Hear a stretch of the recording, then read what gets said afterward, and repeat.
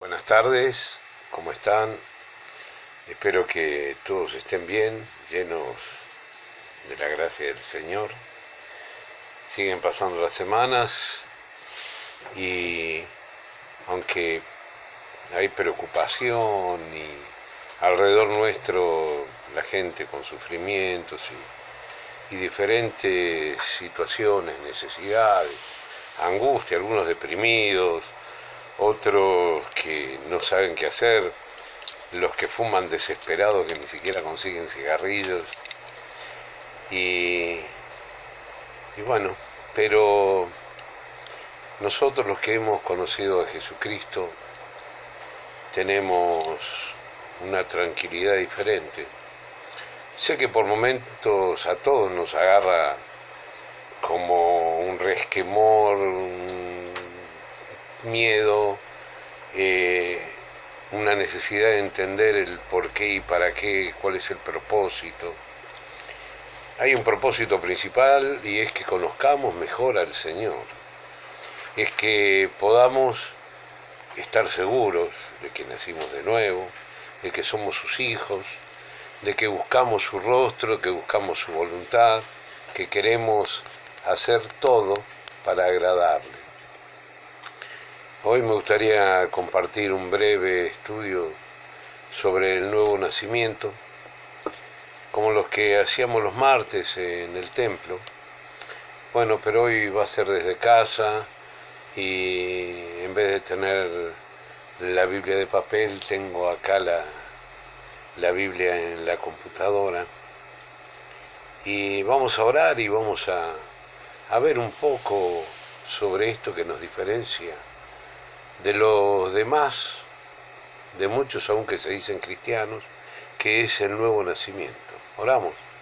Querido Dios, en esta tarde te reconocemos como nuestro Señor, nuestro Dios, nuestro Creador, nuestro sustentador.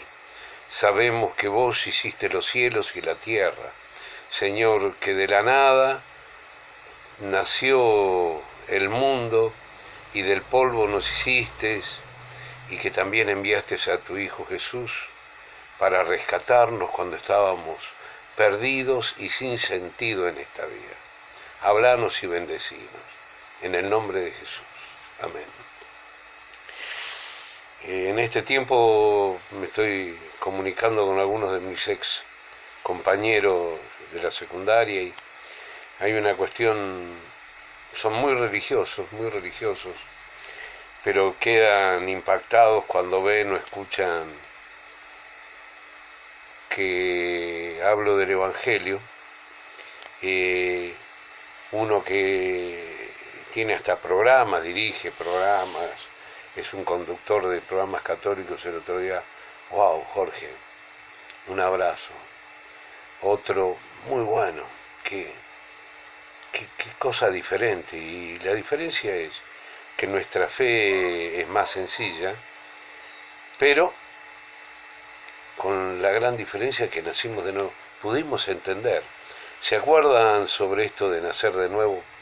Aquel religioso llamado Nicodemo le costaba entender el concepto porque sentía que él estaba bien con Dios, él hacía su parte, él iba al templo, él adoraba, él diezmaba, él ofrendaba, ayudaba, estudiaba las escrituras, pero le costaba entender y Cristo le hace entender que le faltaba lo básico, lo principal para poder ser un hijo de Dios. Y le dice ahí en Juan 3:3, tenés que nacer de nuevo. Y le aclara ahí en los versículos 5 y 6, quien no nace del agua y del Espíritu no puede entrar en el reino de los cielos. Algunos lo toman como, no, entonces lo necesario es bautizarme en agua.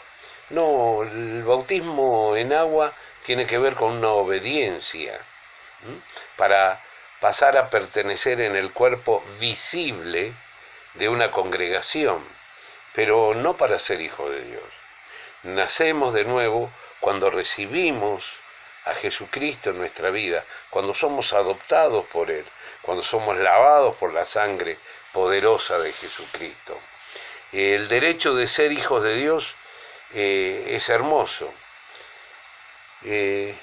A los suyos vino y los suyos no lo recibieron, mas a todos los que le recibieron, a los que creen en su nombre, el de Jesucristo, les dio la potestad, el poder con autoridad de ser llamados hijos de Dios, que no nacemos por la voluntad de un hombre,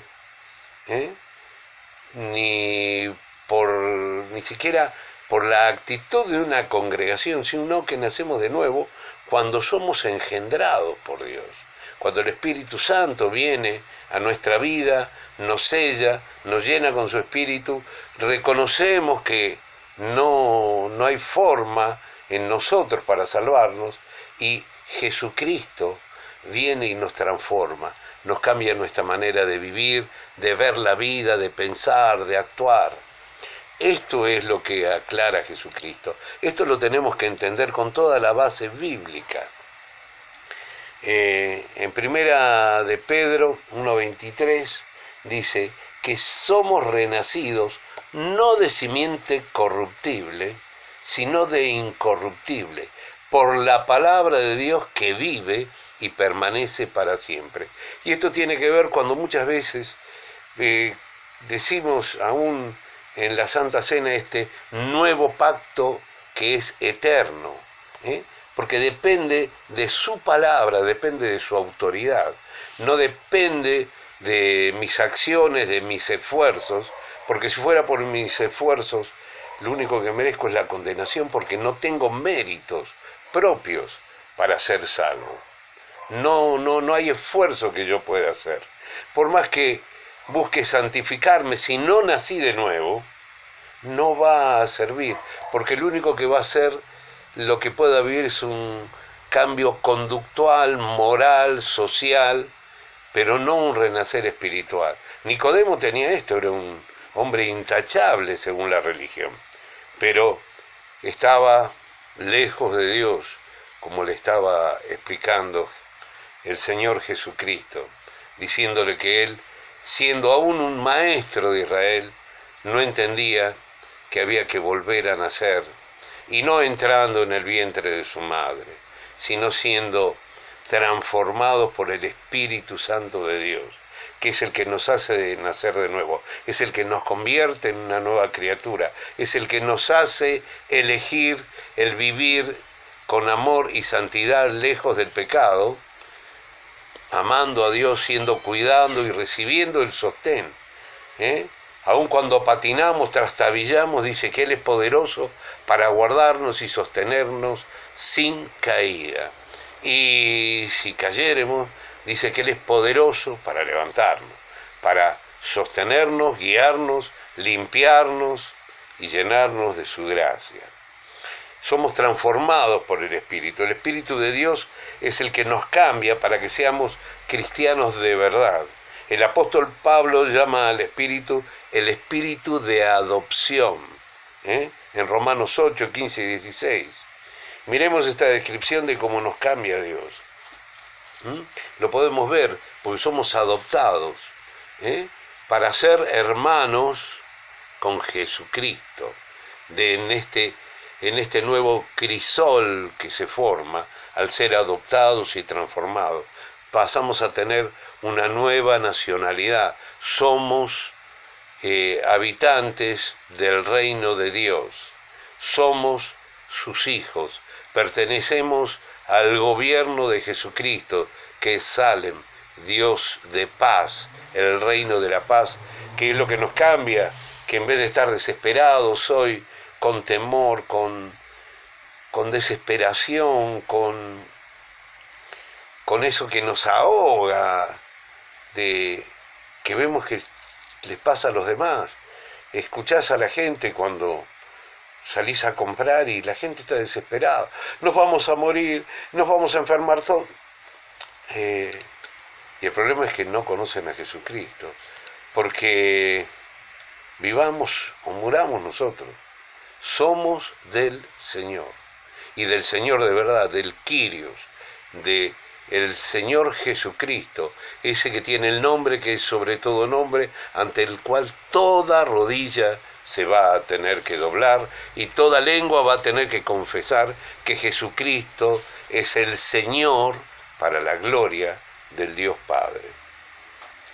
Él nos salvó, dice en Tito, no por obras propias, obras de justicia, sino por su misericordia. Nos salvó mediante el lavamiento de la regeneración y de la renovación por el Espíritu Santo, el cual fue derramado abundantemente sobre nosotros por medio de Jesucristo, nuestro Salvador. Ahí lo tienen en Tito 3, 5 al 6. Y me encanta porque algunos están buscando un nuevo derramamiento del Espíritu. Fue derramado sobre nosotros con abundancia.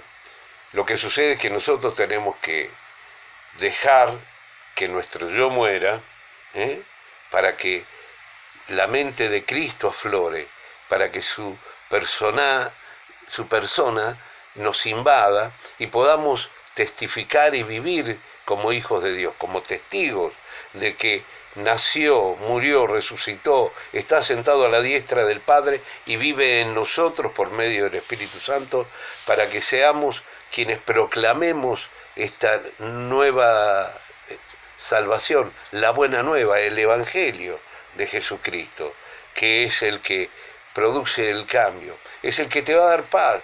Hermano, no te olvides, hermana, no te olvides de que somos sus hijos, de que estamos sostenidos por su mano. Sé que por momentos te agarra angustia, te agarra deseos de escaparte, de salir, ¿y por qué? Pero nosotros tenemos que entender en quién creímos.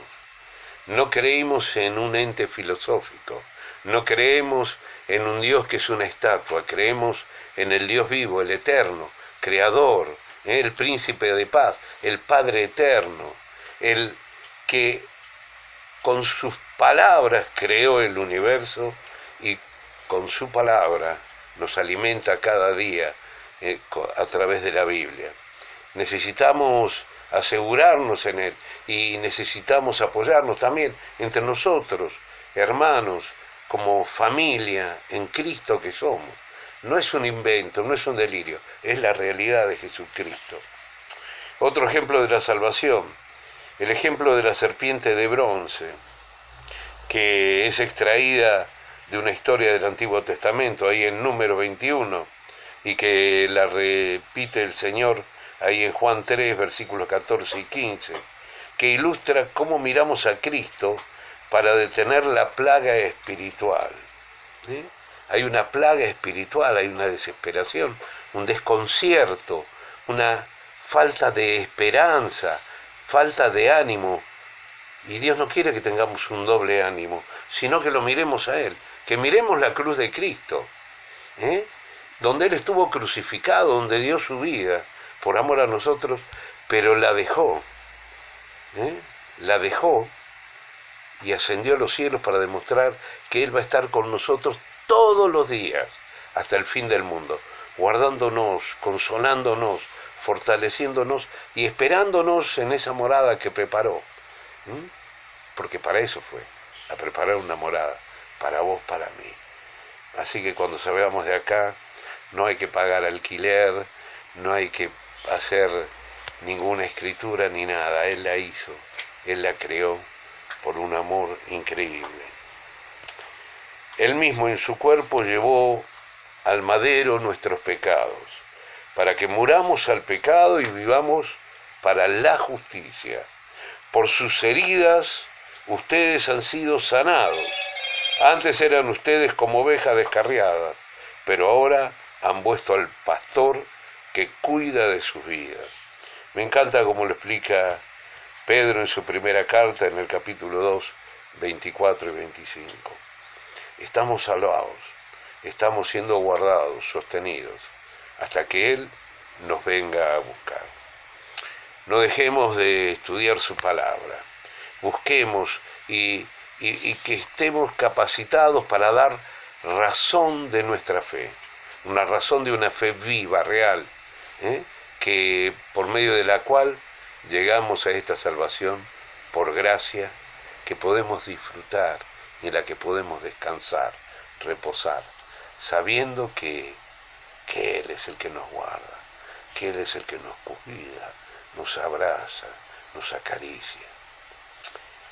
Hermano, hermana, que Dios te bendiga, que termines bien esta semana con estas palabras de viernes, un estudio donde recordamos quién nos hizo sus hijos y nos dio una vida llena, abundante, de gozo, de paz, porque lo seguimos anunciando hasta que nos venga a buscar. Dios los bendiga.